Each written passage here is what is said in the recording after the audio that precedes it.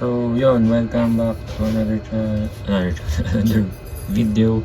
So, ngayon ituturo naman kung paano gamitin yung goal programming gamit ng POM, QM. So, ang gagamitin natin example dito is yung example ko nung nakaraan, which is yung Amira's workshop. So, nakikita nyo rito na nakalagay na yung ating mga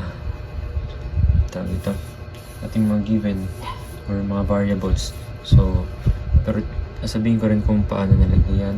So, dito tayo sa goal programming. So, itong goal programming yung gagamitin natin dahil goal programming nga tayo. And, bigyan natin ito ng title, which is Amira's workshop. And, yung number of goal natin, meron tayong 3 goal. So, gawin natin 3 yan. And then yung number of variables is tama na is 2. So, okay na. So, ayan. So, dito makikita nyo rito yung weight and priority, D positive, weight, D negative, priority, D negative. So, unahin muna nating lagyan is yung priority. So, yung priority nga natin nung doon sa given, so ito yung sunod natin, diba?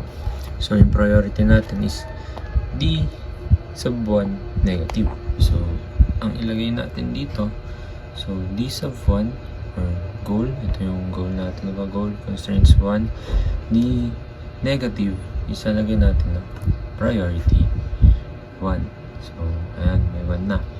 Next is yung priority 2 or D sub 2 negative. So, lalagay natin dito sa priority 2. So, 2. Yan. D sub 2 negative.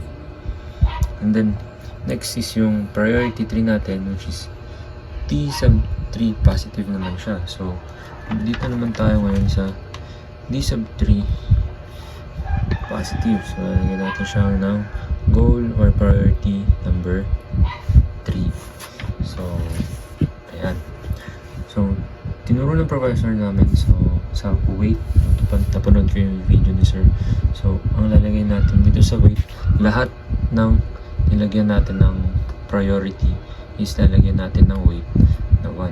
So, lalagyan natin tong priority 1 ng 1 and yung priority 2 ng 1 din. So, lahat sila is 1. So, dito lalagyan din natin tong 3 ng 1. So, lahat ng priority na 0 is 0 din yung weight. So, ayan. Next, ilalagay na natin yung ating mga variables or yung nasa ating constraints. So, meron tayong x sub 1 or sa priority 1 natin, di ba ang ginamit natin is 5 and then x sub 2 is 8 na merong na kailangan natin is yung profit na 40 or yung RHS niya is $40 na, diba? Yung sa constraints natin. So, next is constraints 2, wherein meron tayong 2, 4, and meron tayong 20. Ayan. So, ang tinuro ni sir dito is equals na lang to. So, kung mag less than equal or greater than equal ka, dapat wala ka raw ilalagay dito. Parang ganyan yung pagkakarinig ko. Pero ayan, so para hindi mahirapan, equal na lang natin to. Dahil hindi naman yung tinuro na equal dapat yan.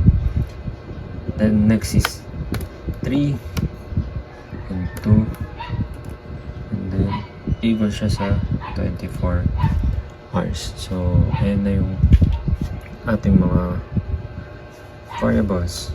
So, isolve natin siya. Ayan na, 24 nailagay ko yung 24. Solve ulit. Graph. Na-graph natin yung graph. Mais ka na please. So, ulit pa ako. Ayun. Ayan na. Yung graph natin. Pareho na naman, diba? Wait lang. Sa wala nito. Pareho naman. 12,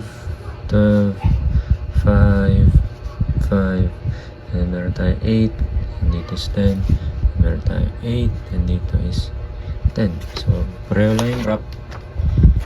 Tama yung ating na-solve. Ngayon, tingnan natin yung summary. Ano yan? Pindot ko.